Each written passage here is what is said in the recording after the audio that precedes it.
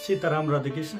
आशा करता हूँ आपके घर में सब सुख शांति से होंगे। आप अपने माता पिता की अच्छे से सेवा कर रहे होंगे, अपने गृह जीवन में अच्छे से व्यस्त होंगे और अपने बच्चों को अच्छे से शिक्षा दे रहे होंगे, शास्त्रों का ज्ञान दे रहे होंगे। तो कल हमने अध्याय 13 समापन किया था, आज हम अध्याय 14 प्रारंभ करेंगे।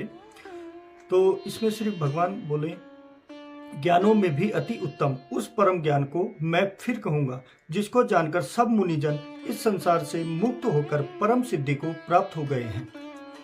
इस ज्ञान को आश्रय करके अर्थात धारण करके मेरे स्वरूप को प्राप्त हुए पुरुष सृष्टि के आदि में पुनः उत्पन्न नहीं होते हैं और प्रलय काल में भी व्याकुल नहीं होते हैं।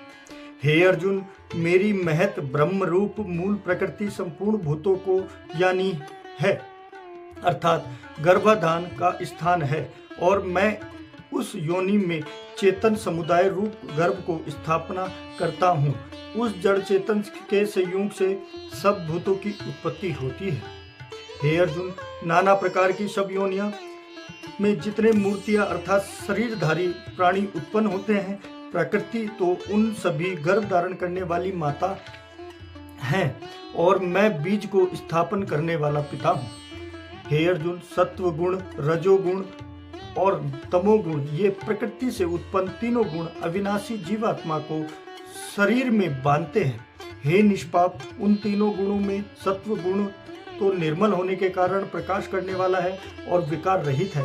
वह सुख के संबंध से और ज्ञान के संबंध से अर्थात उसके अभिमान में बांधता है। हे अर्जुन, राग रूप रजोगण को कामना और आसक्ति से उत्पन्न जान, वह इस जीवात्मा को कर्मों के और उनके फल के संबंध से बांधता है। हे अर्जुन, सब देह अभिमानियों को मोहित करने वाले तमोगुण को तो अज्ञान से उत्पन्न जान, वह इस जीवात्मा को प्रमाद, आलस्य और निंद्रा के द्वारा बांधता है।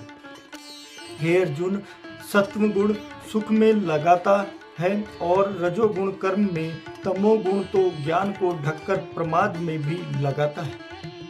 हे अर्जुन, रजोगुण और तमोगुण को दबाकर सत्व गुण और तमोगुण को दबाकर रजोगुण, वैसे ही सत्व गुण और रजोगुण को दबाकर तमोगुण होता है अर्थात बढ़ता है।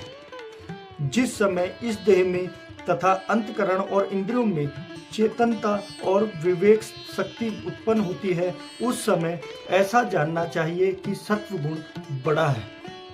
हे अर्जुन, रजोगुण के बढ़ने पर लोभ प्रवृत्ति स्वार्थ बुद्धि से कर्मों का सकाम भाव से आरंभ, अशांति और विषय भोगों की लालसा ये सब उत्पन्न होते हैं। तो आज के लिए हम यहीं पर समापन करते हैं। अध्याय 14 के श्लोक नंबर 12 पर कल आपसे मुलाकात होगी अध्याय 14 के श्लोक नंबर 13 से।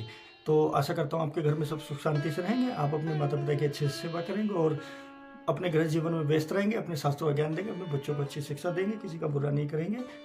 सीताराम, राधे कृष्ण।